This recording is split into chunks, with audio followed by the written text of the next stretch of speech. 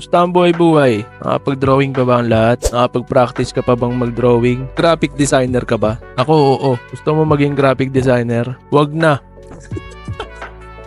Wag ka na mag-graphic design. Malapit ng mga sira ang ating industriya dahil sa AI. Pag-aralan mo na lang gumawa ng AI. I mean, gumamit ng AI. Siguro 5 years from now, AI generated na lahat ng mga bagay-bagay.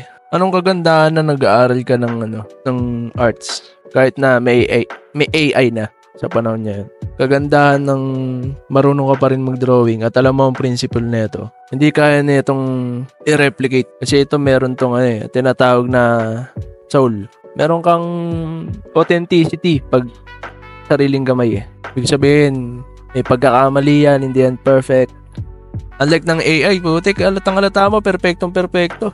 Kasi collective image yun Yun, pag meron kang konting pagkakamali sa gawa mo, yun yung nagpapatunay na gawa mo talaga yun. Kamay mo talaga yun. Hindi mo man ma-perfect yung kinokopya mo, yung reference mo. At least, diba? Napatunayan mo sa sarili mo, uy, drawing ko to. Napatunayan mo sa sarili mo, uy, drawing ko to. Napatunayan mo sa sarili mo, uy, drawing ko to.